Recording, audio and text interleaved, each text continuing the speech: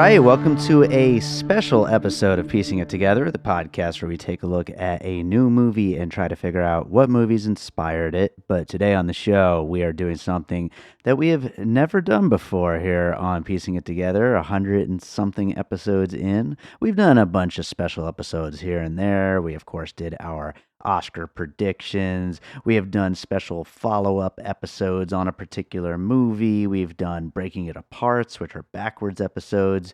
And we've done interview episodes. We've done a bunch of different kinds of specials, but this is something new. See, we have this Facebook group called Popcorn and Puzzle Pieces, where we continue the conversation about all the movies we talk about on the show. And of course, Quentin Tarantino's Once Upon a Time in Hollywood has come up many, many times over the past year since it came out this past summer, and then has been a big part of the conversation leading up to this weekend's Oscars. And when is a Tarantino movie not a big part of the conversation? Always, of course. But one thing that we've noticed is that the opinion on this movie, it's not just a matter of good or bad, love it or hate it, or any of that kind of thing. It is love it or loathe the movie. I mean, just absolutely think it's terrible. And it just so happens two of our many time returning co-hosts are on complete opposite ends of the spectrum. We've got Joe Black, who was actually the co-host on our main episode about Once Upon a Time in Hollywood, which if you haven't listened to, you should pause this and go listen to and then come back to this. But Joe loved it. And then on the other end of the spectrum is Chad Clinton Freeman, who absolutely hated it. It's his least favorite Tarantino movie. I think it was his dead last on his ranking of all the movies he saw last year. He hated this movie. So it was proposed. I'm not sure which one of them. I think it was Joe at first, and then we were going to let it slide for a while. Then Chad was like, we should do that. And so here we are. We're finally doing it. It was proposed that we have a conversation that I moderate of the two of them stating their case for why it's a great movie, why it's a bad movie. So we are going to go back and forth. We got a whole bunch of points to hit, and we're going to have a great long conversation about why this movie is great, why this movie is bad. It is an interesting thing to talk about, and to do it in this way, I think it's something we should do again in the future. It was a lot of fun. I do want to say, though, that we had quite a few connection issues while we were recording this one. It's an early morning recording, and I don't know, something's in the air, and it gave us quite a bit of trouble. So there may be some issues sound quality wise here and there, especially towards the end of the episode. But I think I did a pretty good job of cleaning it all up. So it's not going to get in the way too much. So sit back, relax, enjoy this conversation. Like I said, make sure you've listened to our regular main episode getting into the puzzle pieces and inspirations of Once Upon a Time in Hollywood. And if you've already listened to that and seen the movie, then I think you're going to really enjoy this conversation. All right, so with us today, we've got two people from completely different ends of the Once Upon a Time in Hollywood spectrum. We got one person who loved it, that is returning co-host Joe Black, and one person who hated it, that is returning co-host Chad Clinton Freeman. Joe, Chad, how you guys doing? I'm tired. I am great. I'm tired too. I'm dragging these two out of bed to have a battle. An early morning battle. Chad has the advantage. It's almost lunchtime over there. That's true. Chad, you should have had yourself your coffee already, nice little breakfast. What's going on here? But for me, see, 10 a.m. Is not 10 a.m. probably for you. I was telling Dave earlier that I usually sleep till like 4 p.m. on a Wednesday because I'm off. So yeah, it's pretty early. Oh boy, I feel I feel like I'm just making you do these awful things for the sake of podcasting for good quality content. So we're today going to, of course, talk about Once Upon a Time in Hollywood, a movie that Joe was the co-host on when we did the episode a few months back, and Chad was supposed to be on it, but he had to have an emergency eye surgery. How's your eye doing, Chad? Oh, I'm doing a lot better. Yeah. Okay, So good. That's good to hear. But once this movie came out, I mean, what Tarantino movie doesn't have controversy around it? But, one of the things with this movie is it seems that a lot of people love it and a lot of people just absolutely hated it and hated it for reasons that the people on the other side don't really seem to even recognize for the most part and like think that they're complete non-issues, and it's made a really weird back and forth around this movie going into the Oscars coming up this weekend, which is of course nominated for a few things, and I think has a chance to win some stuff, but even with aside from that, just in the regular conversation around the movie, there's so much back and forth and so many different sides. And so I think you two are going to really, uh, really represent those sides in a really great way. I want to get started though with initial thoughts, what you thought of the movie when you got out of the theater, when you finished seeing it for the first time. Let's start with you, Joe. You were already on an episode about the movie, but let's tell people what you thought about it. The first time I saw the movie, I didn't know what to make of it. It was, I said on the episode, Tarantino, his movies, they're usually very thematically driven, but they're all genre movies, um, war movies, westerns, what have you. So he knows how to hit those genre beats very Mhm, satisfactorily. And this was the first Tarantino movie that was not a genre film. So there were no typical beats to hit satisfactorily, mhm. and this was completely thematically driven. There was no story, so I didn't really know how to take it in. And it wasn't until the third time that I absolutely fell in love with it. Once I understood what kind of film he was making, and I was able to navigate it under his terms. And by the third go round, I was just head over heels in love with it. And Chad, what about you?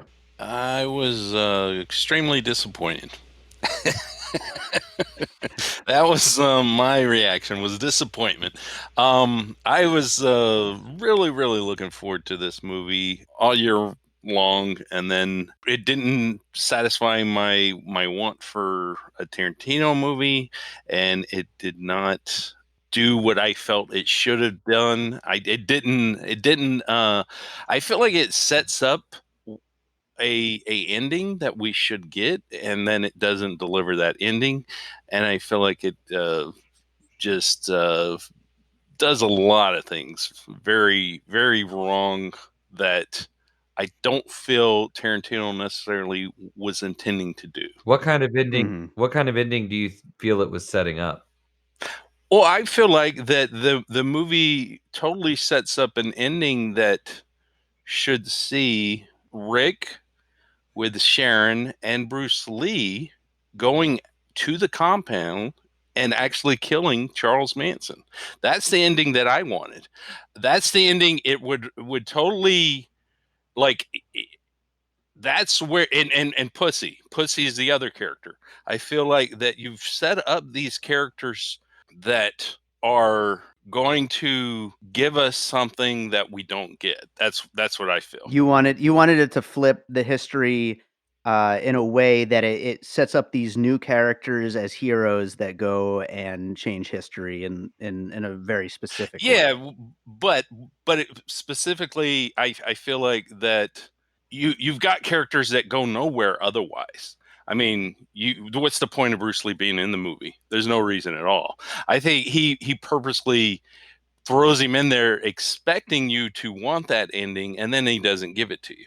And to me, I was unhappy with that. So I guess I can see where you're coming from, Chad. And by the way, I failed to mention at the top of this, I definitely fall in the love side of things. So I'm going to try to be as impartial as possible in moderating this.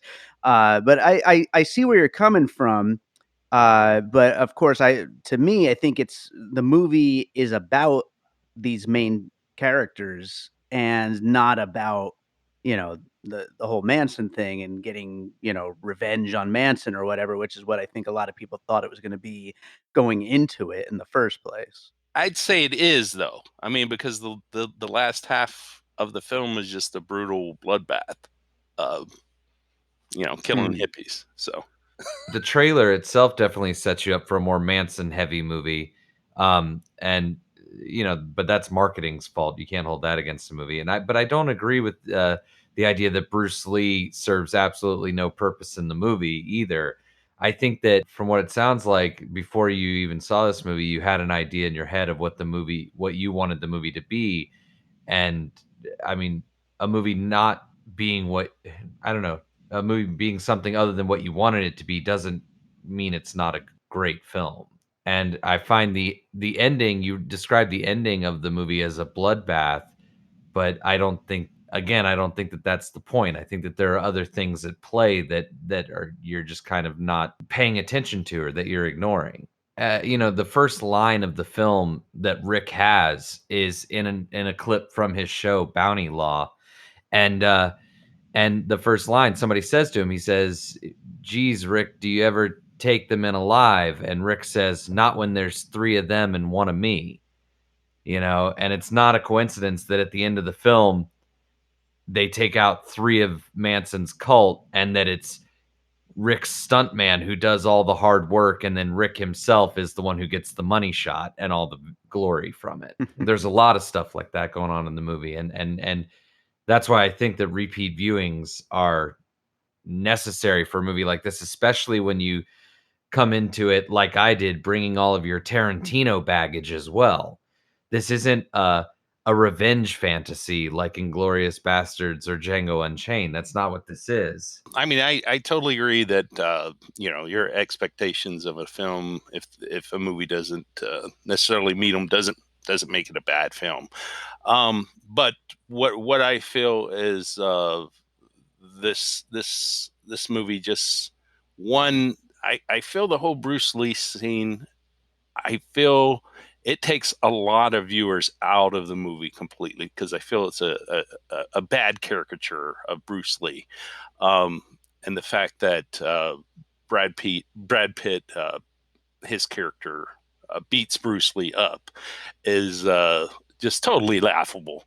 And I feel that making it a fantasy scene, it's a flashback or whatever, so it's obviously in Cliff Booth's mind. It still it doesn't fix it for me. It totally throws me out of the movie. I think this did this for a lot of people. Well, but why not though? Because I mean, I think it's why doesn't that set up context for you? I think I think it's just a bad representation of Bruce Lee, and I think it's a bad. I feel like it's it's pretty much a racist representation. Right, from an aging cowboy who was in the Korean War, from somebody who doesn't like the guy, and then the next 2 times you see Bruce Lee in the film, he's warm and loving and helpful and informative and, but from this guy's point of view, that's who Bruce Lee was because he doesn't like it. Right, but again, that's the problem with the movie altogether. It is from the point of view of angry white man who can't control what's going on.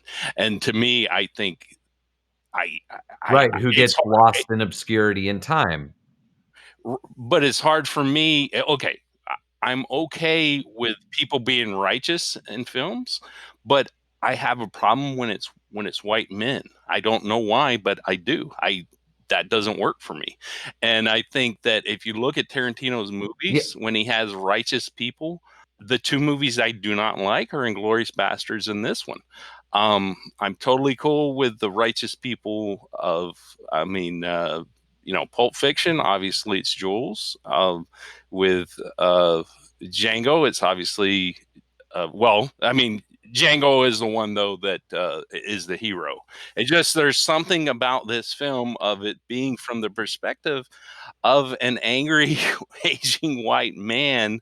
It seems very pro-Trump in so many ways. It seems very anti-liberal. It seems anti-hippie. Okay, so a couple things to that.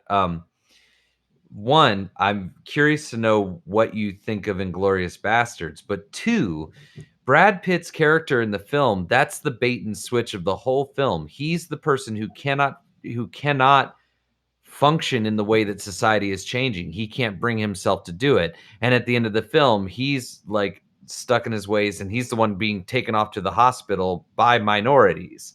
The one of the few minorities we see in the film. He's not able to adapt to change, and Rick is. And that's why Rick succeeds and Cliff is forgotten. No matter how quote unquote cool Cliff Booth can be, like he resents women. He resents Bruce Lee. He doesn't, that thing doesn't make sense to him. He is like the typical Norman Rockwell American. He is an actual cowboy. And the way that the landscape, cultural landscape is changing, there is no room for Cliff Booth anymore because he's not able to adapt with the times. That's the whole point of his character in the movie. But he's the hero still. I mean, it's you're supposed to be cheering him on of killing these hippies and these women. No, but first of all, these women characters, the idea of the Manson family is that they weren't hippies, and that this new idea of really the whole film. Okay, the whole film is about how the masculine has to embrace the feminine for there to be progress, for things to be better. That's what the whole movie is about. And how the Manson family stalled that progress because a conservative America that wasn't willing to adapt to the feminine used them as an excuse for all hippies when they weren't even really hippies. They were their own creepy little cult brand thing. And the idea of why the murders are so violent in the film actually has very little, next to nothing, to do with the revenge fantasy for what they did in real life to Sharon Tate. It has everything to do with Cliff Booth's resentment of women and of changing culture that he himself can adapt to. Like, it's not a coincidence that his wife was a total bitch, and after did he or didn't he kill her, the only woman in his life is an actual bitch, a female dog, right? And that his manly need to provide and care for somebody, like the quote unquote typical male point of view, the only person in his life who can facilitate that is Rick, who is another man, because Cliff Booth resents women. But Rick is more connected with his emotions, is actually has feminine qualities that he is in denial about, that Rick is in denial about. And by the end of the film, once Rick has grown his hair long and is dressing a little more Italian and embracing a woman, his next door neighbor, that's when Rick succeeds. I find all of that really, really interesting. Because to be honest, I hadn't quite looked at some of those angles of it yet. Like a lot of that is stuff that is some of the reasons why I've loved this film, but some of it was kind of fresh and new to me. I'm curious, Chad, had you considered any of that in your analysis of the movie? Yeah, well, exactly, and that's exactly why I don't like the film, though. Because wow. I feel that the film, exactly, the Manson murders, they were not hippies, but I feel that the film portrays them as being hippies. I feel that the perspective of the film is very anti-woman. It is very anti-hippie. It's very anti-change. It's very macho man saves the day. White man with a gun, white man with the fist. Conquers all, and that's what's so offensive about it, that it is an anti-change movie as opposed to embracing change. I mean, if I don't feel it works the way that it's intended to work, or at least it doesn't for me. And I think there are a lot of people that it doesn't work for. To me, it comes off as being sexist. It comes off as being racist. It comes off as being just mean and hateful. You're certainly not alone in your opinions here, Chad. Well, when is the first time in the movie that Leonardo DiCaprio's character, Rick, sees Sharon Tate? Do you remember? I do not remember exactly. It's when he and Cliff come home, and at the end of the first day in the film, and Roman Polanski and Sharon Tate pull up in the driveway next to him. Now, Leo is looking at Polanski, but his view is blocked by Sharon Tate, like laughing and he's like looking around her, and he says to Cliff Booth, "Oh man, do you know who that is? That's Roman Polanski. He could actually be the key to my comeback. If I get invited over there for one Polanski party, then my career could be back on track."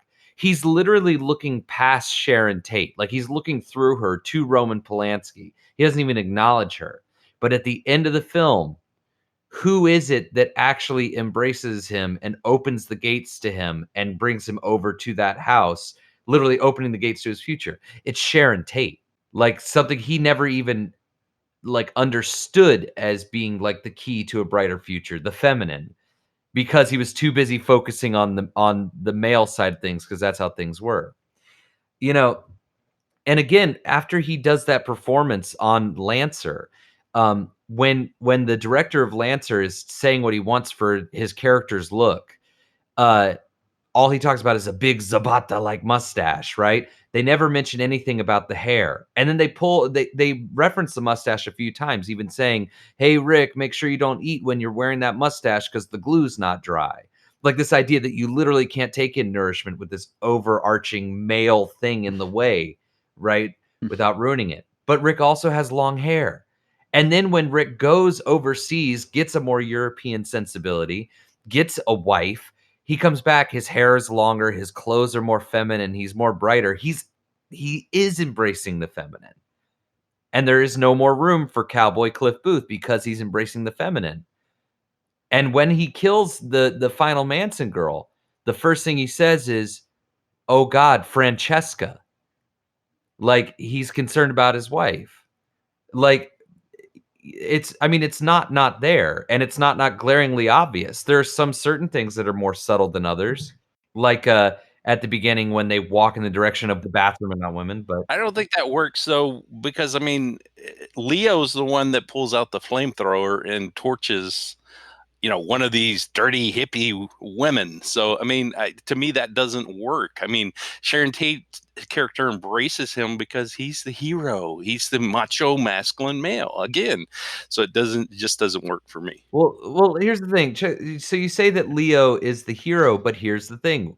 We have been shown clearly that he's not.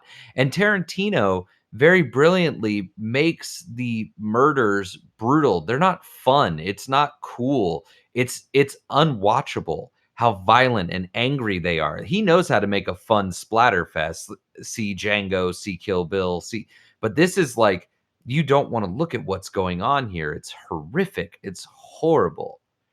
And Right. and so we know that Rick is no hero. This is all. And There's been some really interesting stuff in here so far. I want to make sure to touch on a few other points though that we haven't really talked about, and you just brought up the Sharon Tate, the walk, and all that. One of the big criticisms of the movie that we haven't touched on yet is Margot Robbie not having enough lines. That the character doesn't have enough to do. Chad, obviously, you are more critical of this movie, so I want to hear from your end first what you think about this particular Okay. grievance. This is one of the big disappointments of this film, because I think Margot Robbie is a fantastic actress when she is given things to do and when she is actually given a chance to act. It's funny because this whole Jim Carrey thing, of course, I posted about it. Oh God! So Jim Carrey had the joke about how uh, basically that she obviously has a lot of talent because of the way she looks. He's basically saying that she's a pretty face and she's gotten to where she is by being pretty. And I feel that the only two directors that have cast her in that way, disappointingly, is Martin Scorsese, Wolf of Wall Street, and then this film. I feel like that Tarantino and Scorsese have just thrown her in the films to be eye candy. I don't feel that Sharon Tate is given anything to do. I feel like it's not a good Um, I think she's just there to I mean she's portrayed as ditzy. She's portrayed as here, look at her pretty feet, here, look at her pretty face, and that's it. I mean, there's not anything to the character. Again, had this character actually done something in the film, had there been an ending where you redeem Bruce Lee's character, you bring Sharon Tate's character in, make her a heroic figure that's along with Rick's character, um, actually does something like get rid of, Charles Manson himself, not necessarily slaughter, his followers, but like take Charles Manson out. You've got a totally different movie. And that's the movie I wanted to see. So that again, that goes back to it being such a different movie than what you expected versus what it actually ended up being. But Joe, what do you have to say about some of that? I think it's hilarious because Sharon Tate, the whole point of her character in the movie is that she gets to live. Like, it's kind of a play on the expectation of the ending that, like, we all wish Sharon Tate had lived, like, in real life. This movie is allowing Sharon Tate to live, and it treats her, at first, when we first meet her, it treats her as what she was at the time, which was like oogled by men and the wife of Roman Polanski. She wasn't her own like individual person, right? And throughout the movie, her like she becomes, in her living day to day when she's on her own, she gives somebody a ride. She goes and has a discussion about books. She goes and sees one of her films, and she gets to live in the glory of her accomplishments in that scene. The people are enjoying her film.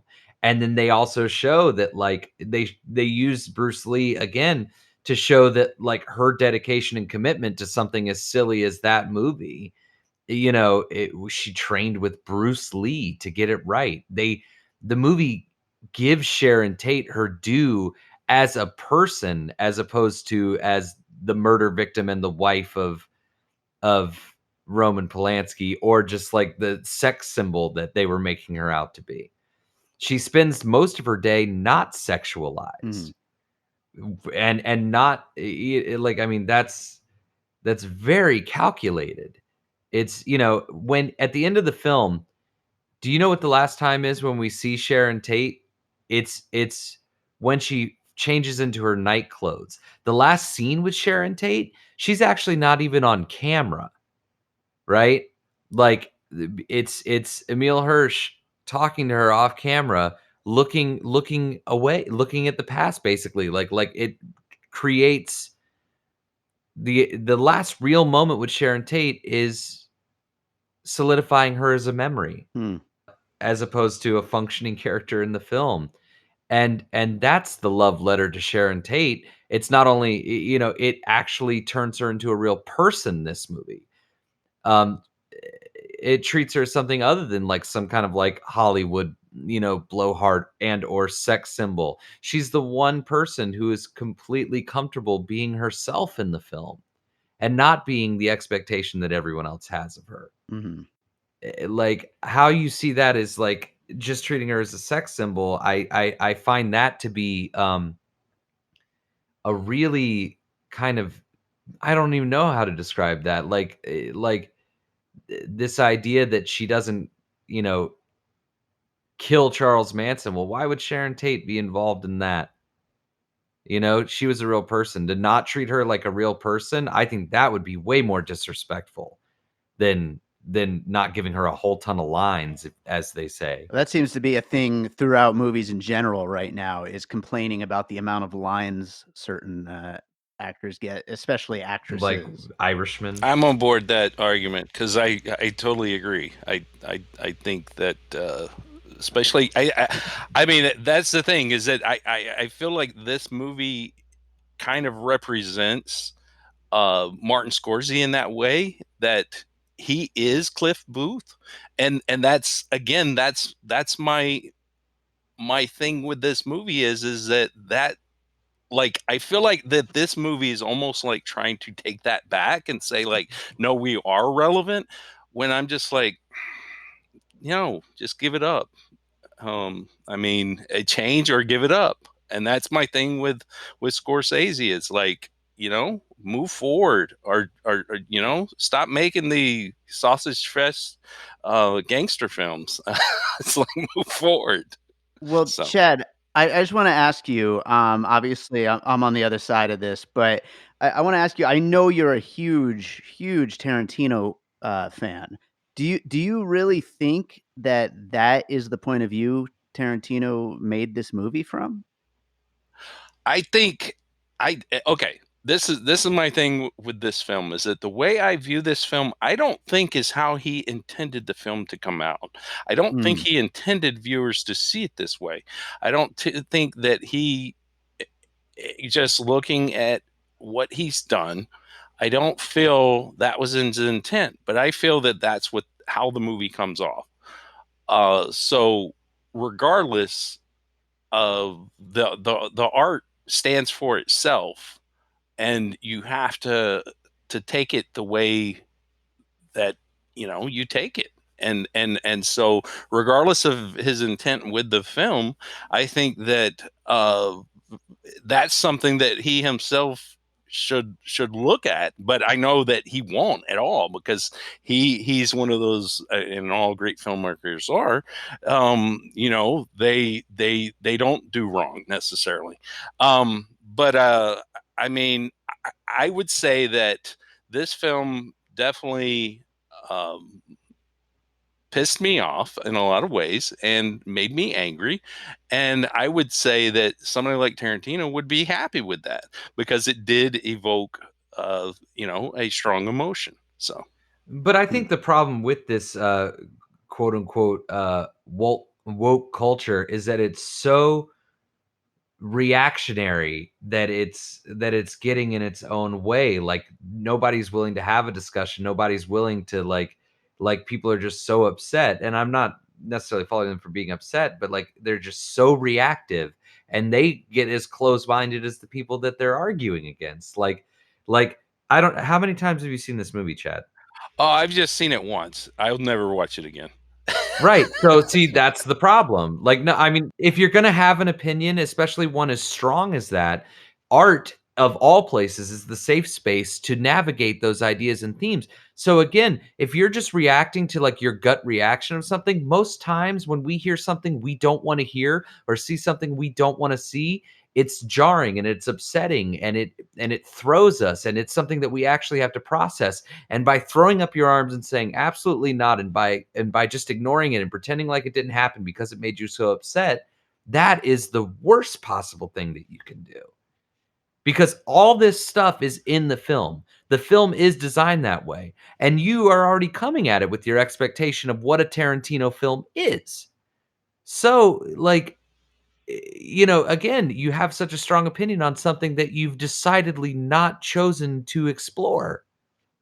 And you dare say that Tarantino failed or that he should have done something different when you haven't given it your efforts. You gave it a chance, but you didn't give it thought. Oh, I've given it thought. I've given it a lot of thought. And my argument on that is that, I mean, there are many things that I personally embrace and love that others do not give the time of day of. So why should I give things that don't appeal to me the time of day? So I have a really strong answer for that. Two things. One, I don't believe in living a life based on the things that, like, just because somebody does you wrong, I don't think that like that justifies you doing wrong. I think that to be passionate about something is to do what you feel is uh right, not to bear resentments, not to hold resentments like that. But secondly, uh you being somebody who I've seen, your Batman versus Superman thing. I mean, I'm right there with you. I thought that was the best movie of 2016, probably for different reasons than what you did. But like, how much does it frustrate you when people are willfully ignorant about it? You know what I mean? Like when people don't listen to reason. And there's a difference between you having an opinion and somebody denying what the content of a film is. And so I don't see why you would take that road on this movie. Well, it's just, again, if something is unpleasant, then why should I experience it again? If something to me just feels wrong, why should I do it again? So I mean, I've only seen Inglourious Basterds once. I saw it at the theater too. It was my least favorite Tarantino movie until this. That's interesting though. Like, why was Inglourious Basterds your least favorite? It's just it's very high and uppity. It's very righteous. It's very um it's a very meta film in a lot of ways. I feel like that it's almost a commentary on Tarantino's career in one way, and it's almost as if he purposely revisits Jackie Brown, and he revisits Reservoir Dogs, and I felt like the movie was a joke to him personally, and then with the whole Brad Pitt character at the end saying, "Hey, this is my masterpiece," it's just like Oh, so dude. hokey and Okay. so just over the top. And the fact that I think the fact that Tarantino thinks that he can rewrite history, I think I have a problem with that. I don't know what the problem is, but I think I do have a problem with that. When it comes to Inglourious Basterds, his whole commentary is that America in its own mind has rewritten history about its significance in World War II. Like the whole movie, Inglourious Basterds, is anti-propaganda, like in all forms. Like that's the whole point of Inglourious Basterds. That like in the movie, they're watching the movie Nation's Pride. It's a bunch of Nazis watching a movie about a Nazi, and it's just relishing in the defeat of the enemy. That's what Inglourious Basterds is. That's the whole point. Tarantino drew the parallel between us, Americans, modern day Americans, and Nazis. Like he humanized Nazis instead of us treating them like big goblin golems, and he made us relate to them. What he's doing with Inglourious Basterds is what Goebbels was trying to do with Nation's Pride, and Tarantino draws that line very clearly at the end of the film, that America is its own evil propaganda machine, and that's what's led us in the wrong direction. And that's the point of Inglourious Basterds. Again, you've missed the point of Inglourious Basterds because you've chosen to only take it in once. But it's a real piece of art guised as entertainment. And so to have such a vocal, strong opinion without being willing to do the dirty work, I consider that a problem. I think that confuses the narrative, the language, and that problem is what Batman versus Superman is about. Like, so I find it very fascinating that I appreciate your passion, I appreciate your perspective, and I appreciate your willingness to vocalize it. But one thing that draws caution for me is your willingness to not engage with it while still having such a strong, passionate opinion. Well, it's funny what you brought up about what Inglourious Basterds is about. I feel like that's what it is. I feel like that it is a propaganda film. Um, and again, there's a very, to me, unfun revenge aspect to that movie, just like Once Upon a Time in Hollywood. To me, I find it ugly, and But I who were the real heroes? that there's no hero in that movie. Well, see, here's the thing. In Inglourious Basterds, the Bastards America gets credit for winning the war. But in the film, in actuality, what was it? The German who allowed it to happen and made the deal, and the Jewish woman who will be completely forgotten because she died. She did it secretly and died in the process. Like that's no, the movie is not propaganda at all. Like that's the point of the movie. That's the very, very clear point of the movie. A Jewish woman that actually had things to do. I will say that. I didn't find that movie sexist. Well, right, and again, again, accusing like the movie of being sexist. Once Upon a Time in Hollywood, Tarantino has more than proven that he believes in strong women, and get like all of his female characters have either been definitive or iconic for the actresses who play them. But this is the first movie where Tarantino just lets a woman live, where he doesn't fetishize her. Believe it or not, it's about how the world fetishizes her. But Tarantino is the only person that's ever allowed her to just be her. I would disagree with that, because I would say there's enough feet shots for him to be fetishizing her in the film. So There's equal shots of Cliff Booth. There's equal shots of Rick Dalton's feet. Everybody's feet gets featured in this movie. Like that, it becomes cute after a while because he does it not for bare every feet character. though. Not bare feet. I don't think I see Cliff's feet bare. No one wants to see Cliff's feet. I want to see Leo's. I mean, that's the thing. I do love Leonardo DiCaprio is fantastic in this. Dakota Fanning is fantastic in this. I will say that. Those are my two takeaways from this movie, that I do think that both of them are absolutely amazing in the movie. So, But notice how he frames Sharon Tate's feet the exact way that he frames Pussy's feet in Cliff's car, and Cliff isn't buying into the sexuality of it either. And when she starts to sexualize herself to him, that's when he becomes disinterested. Like again, that's all. It's all by design. I forgot about Pussy. Yeah, I do love Pussy, and I didn't mean that way, but her character. See, way I took it is that I felt that he rejected her because he hates hippies. That was my taking of it. Again, it just feels like a very and he does hate women as well. So I mean, she's a hippie woman, so that's probably the worst of the worst. He's amused and he likes her. He's amused by her. Like he hates hippie culture because it's the end of his era, and so he builds up in his mind that what they're doing must be nefarious, like with this old man. But the old man likes her. Like the old man is totally fine with how things are going. He's willing to accept that the old ways are dying off, that Right. he's dying off. Like that's the whole point of that scene. There, like Brad Pitt sees it as menace when really he's the threat to them. So, but their inability to match him on a masculine level, is what sets him off, and he beats the shit out of that one hippie guy. It's about that bitterness, but and then having a shot of a quote unquote, hippie-ish guy riding his horse to save the day, to stop the toxic masculinity of Cliff Booth. Like, I mean, you don't get more clear than that to me of what you're trying to say. That like the old has to die because things change. Then they could have had Cliff Booth die. You could have He had his does. character be killed by the hippies. Why give him his revenge fantasy, his hatred toward hippies and women?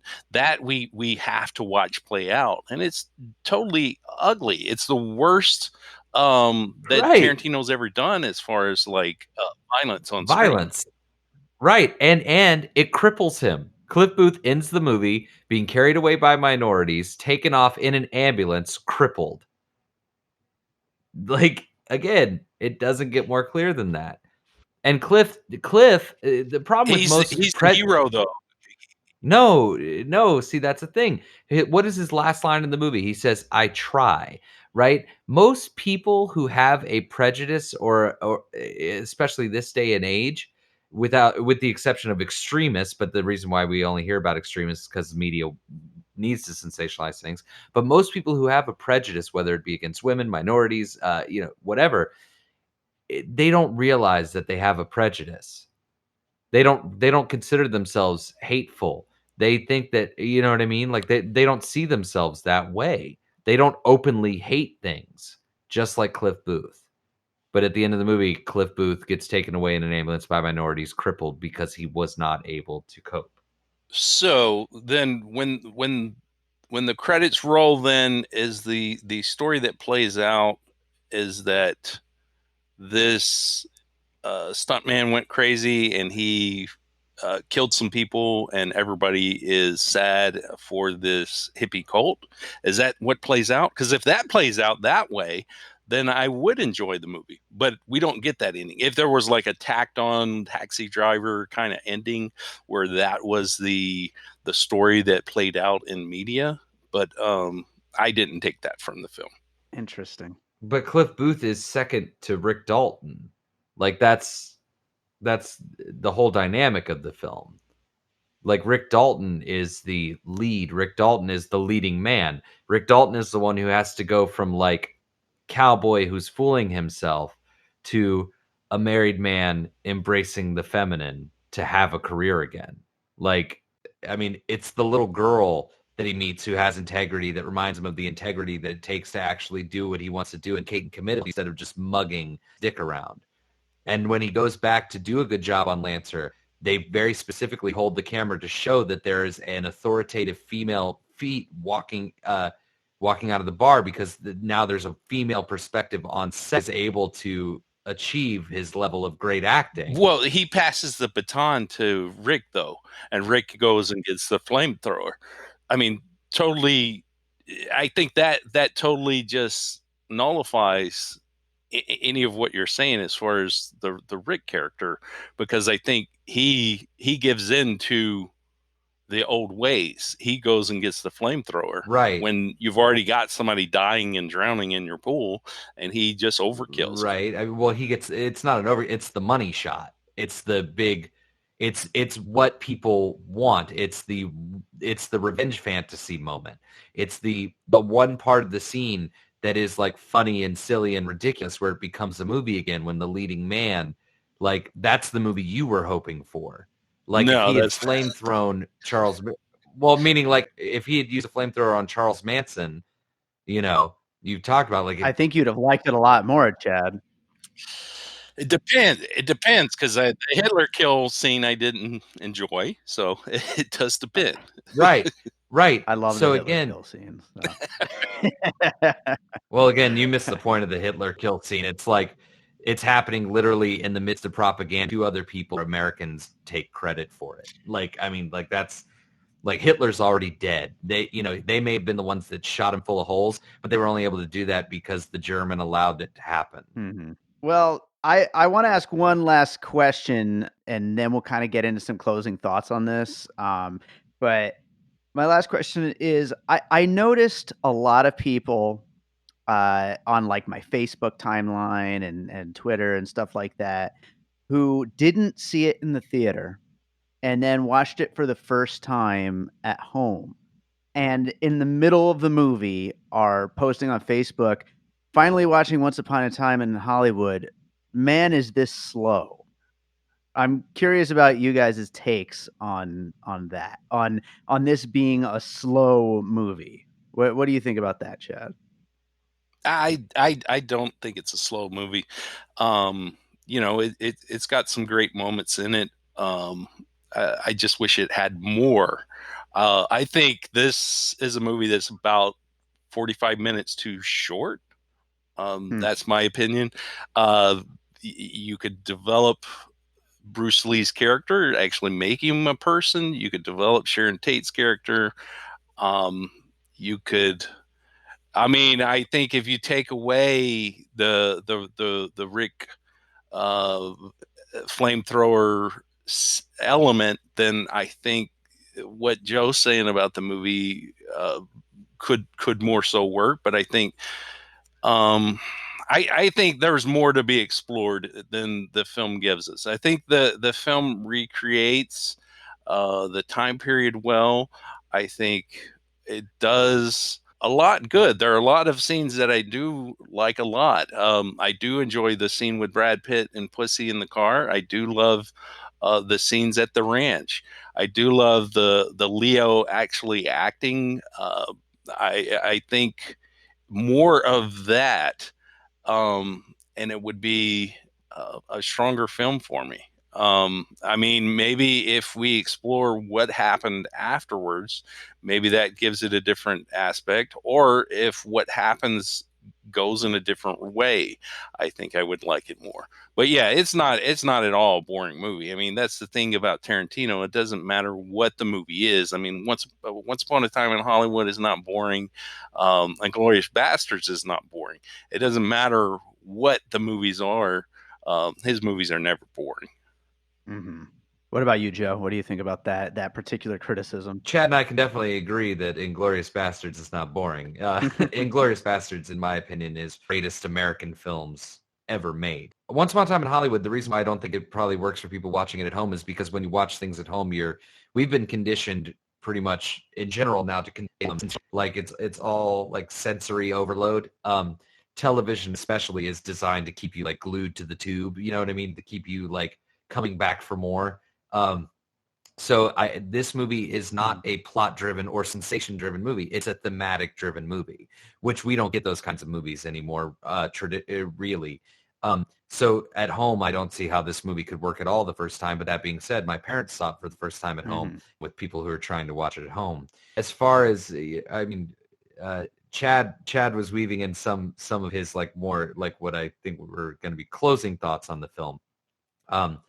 And his hang-ups, like the idea of Bruce Lee being more of a fleshed out character, to say that, you know, I mean, Tarantino creates the perfect context for why Bruce Lee is portrayed the way he is in the film. It is Cliff Booth's resentful, angry memory of this guy that he didn't like.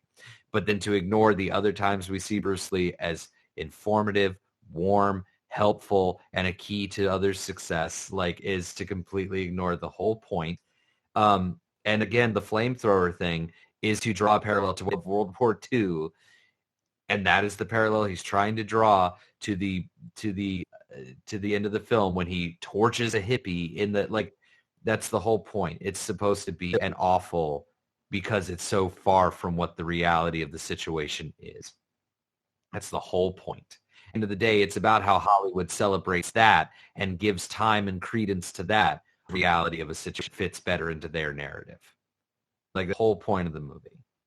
And if you didn't get it, you didn't get it. But that's not the point of the movie, and that content it's all there. And that is undeniable. Whether you liked it or not is fine. But what he was doing, what his point and purpose was, is brilliantly and meticulously put together, just like it was in Inglourious Bastards. Inglourious Bastards, though, had the benefit of being a genre film, so he's able to hit those genre beats for mainstream audiences. He's able to satisfy those beats, and it feels more like a fun, engaging blockbuster. This movie has the uphill battle to fight that he is decidedly going against that grain. And to me, that's a bold, daring move for him to make as a filmmaker. I really do. I don't think this is his best film. I think Inglourious Bastards is a better film. I think that Hateful Eight is a better film. But this movie is more me in a lot of ways than any of his previous works. I think there's a lot of interesting points on both sides of this. I think this was a lot of fun to do. I think I'm going to have my work cut out for me with editing because of our connection problems today. But I'm really glad we finally did this. We had been talking about it for quite a while now. As always, I just want to thank you two for being on the show. Warning, do not listen while hungry. Hi, my name is Stephanie Barajas, host of All Rice, No Beans, a podcast all about restaurants and the people behind some of your favorite spots to eat, where we talk about how they started, all the ups and downs, and my favorite part, the food and drinks. Ooh, and let's not forget about the desserts.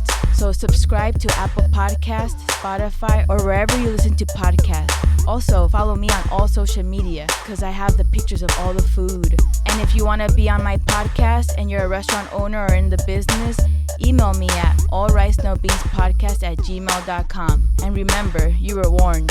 Don't listen while hungry. All right, so I hope you enjoyed that conversation about Once Upon a Time in Hollywood.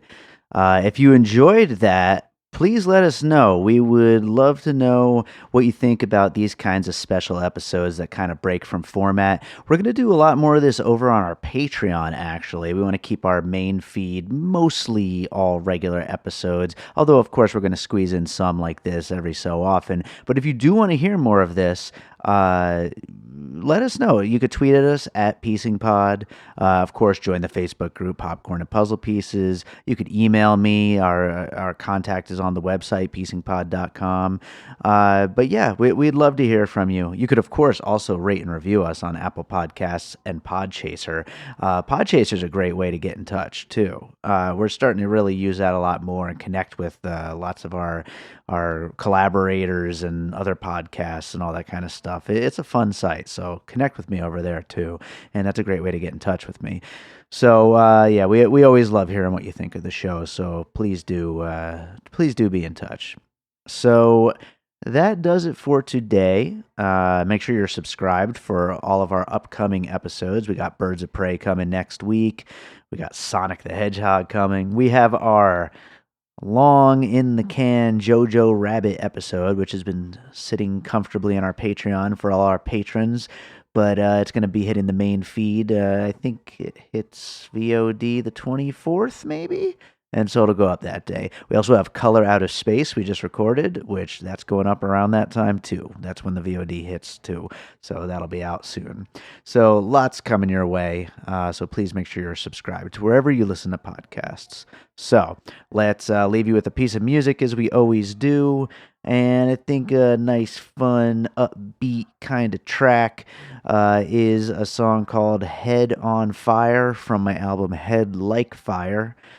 So enjoy this piece, and we'll be back with more Piecing It Together coming up real soon.